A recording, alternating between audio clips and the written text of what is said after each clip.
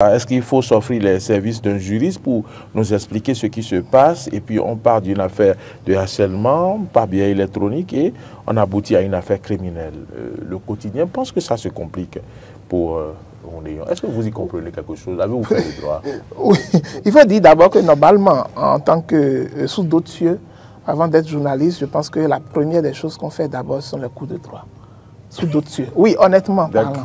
C'est parce que sous nos cieux aujourd'hui, vous savez, avec quelles difficultés on a l'accès à la formation adéquate et tout ce qui va avec. Mais il faut reconnaître également que dans cette affaire, ça ne m'étonne pas beaucoup. Parce que lorsqu'on a commencé par parler d'harcèlement par voie électronique, parmi lors des audiences, par exemple, il y a beaucoup de faits qui sont revenus sur le fait de la détention, par exemple, de cartouches, d'accord, à son domicile. La possibilité de pouvoir s'allier avec d'autres personnes pour une tentative d'atteinte à la sûreté de l'État. Et lui-même, dans cette déclaration, a dit qu'il y a des gens qui l'ont approché pour pouvoir essayer de pouvoir faire ci et ça. D'accord, mais qui n'a pas accepté. Et qui n'a pas accepté. Donc du coup, je pense qu'en réalité, c'est lié. C'est lié dans la mesure où, par exemple, les sorties qu'il a eu à faire sont condamnées par le code sur le numérique dont on parle aujourd'hui, où c'est harcèlement par voie électronique, par exemple.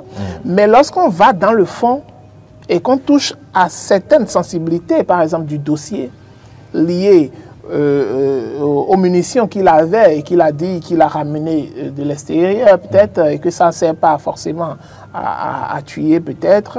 Et donc, par rapport à l'affaire d'association avec d'autres personnes, à la proposition qu'on lui a faite de pouvoir s'associer pour atteinte à la sûreté de l'État dans une certaine mesure qu'il a refusé par exemple et qu'il était prêt même à pouvoir dire ceux qui l'ont approché. Je pense même qu'il a eu à le dire. C'est vrai qu'on n'a pas eu les noms via les médias. Et donc, ça pourrait tendre vers une affaire criminelle telle qu'on l'a dit, effectivement.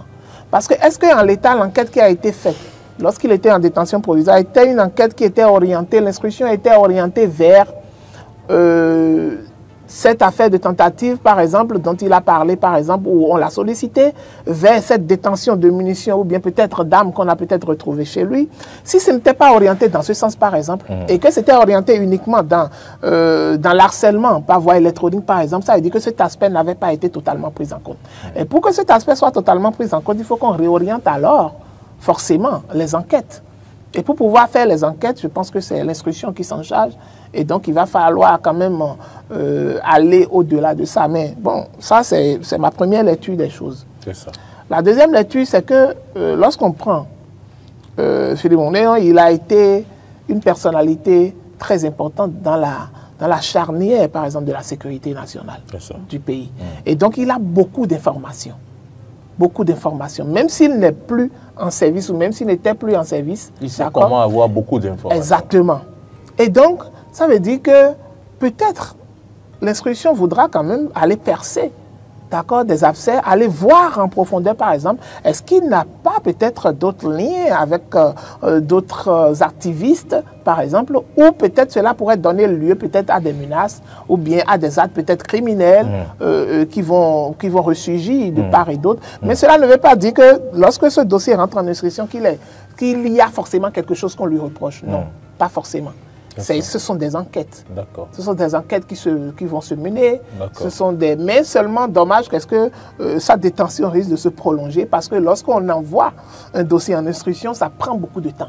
Et ça dépend également de la disponibilité, d'accord, des agents de la police judiciaire que le juge a en sa possession pour pouvoir mieux instruire le dossier. Si à un moment donné, il dit ce que j'ai à ma disposition, j'ai d'autres affaires qui sont en instance et ils sont sur ces dossiers et qui n'ont pas encore le temps de pouvoir mieux faire les enquêtes sur ce dossier, ça veut dire pendant tout ce temps, vous allez rester en détention provisoire. Pendant tout ce temps. Et ce ne serait qu'à l'aboutissement peut-être de l'enquête, de l'instruction peut-être, qu'on va commencer par vous appeler en audience et que ça va reprendre. Et donc, ça veut dire malheureusement, c'est parti encore pour quelques mois, peut-être quelques années pour lui. Malheureusement. Merci, monsieur le juriste. Pourquoi c'est vous?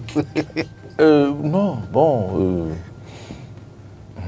Vous savez, c'est la conclusion qui me fait espérer. Vous savez, faites tout, Moriagua, pour ne pas vous retrouver en difficulté, soit à la BEF, soit devant le juge, soit dans une situation de justice.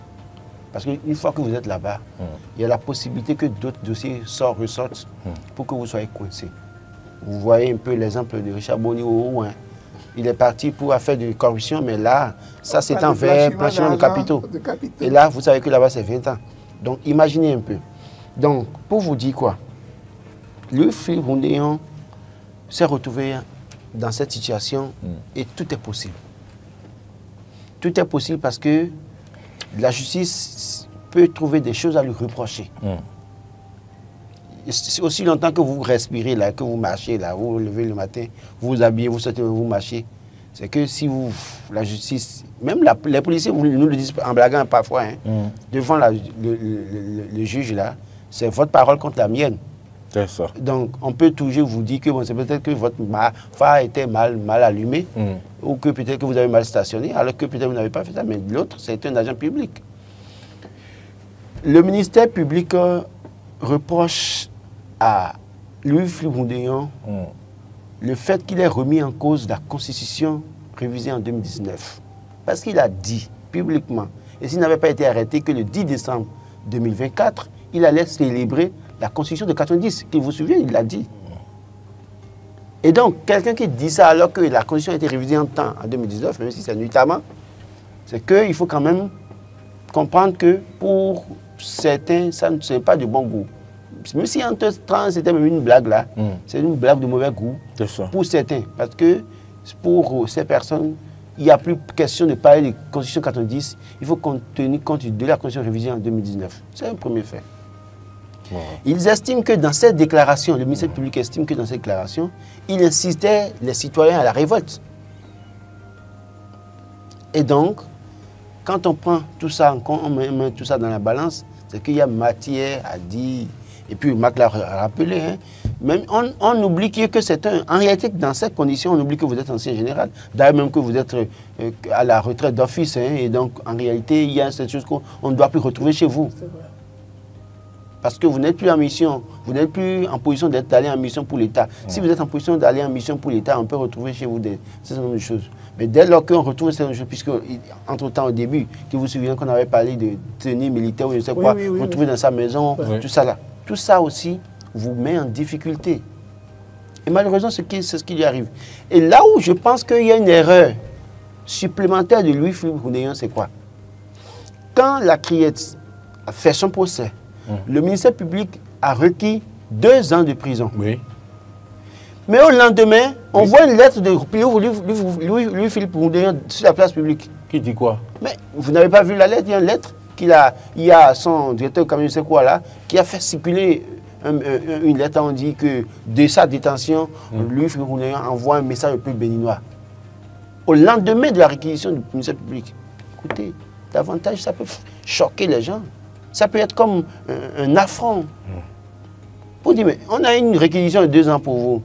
On n'a même pas encore décidé, mais vous envoyez une lettre ouverte ou bien une lettre au peuple béninois, au point où certains médias en ont parlé. Peut-être qu'on n'a pas assez de temps. Si je peux vous lire, j'ai eu quand même ça sur certains médias. On n'a plus assez de temps. Oui, mais écoutez, non, sinon on peut faire la recherche et vous lire quelques séquences de ce qui a été publié là. Si véritablement ce qui a été publié là vient de lui, je pense qu'il ne devrait pas le faire. Il fallait peut-être attendre la condamnation et après peut-être le faire. Maintenant, voilà que le ministère public le requis 2 ans. On attend juste le verdict. Et subitement, on dit non, c'est un plus la Criette déclare incompétente. Il faut repartir, il faut renvoyer le dossier en instruction. Donc, on lui perdra tout le temps. Wow. Je pense que véritablement, chacun désormais doit faire très attention. Faisons attention, faisons attention et faisons attention. Faisons attention. Lorsque vous faites par exemple un harcèlement par voie électronique et que peut-être dans les propos ou dans ce que vous dites, par exemple, on sent des menaces, par exemple, on peut requalifier directement cela. Les faits? Oui, on peut requalifier directement les faits. Parce que si les menaces que vous faites vont porter atteinte, d'accord, à une vie humaine, ou des faits préjudice du genre, c'est que forcément on peut requalifier les faits et vous envoyer le dossier en instruction et pour que ça soit requalifié en affaire criminelle. C'est ça.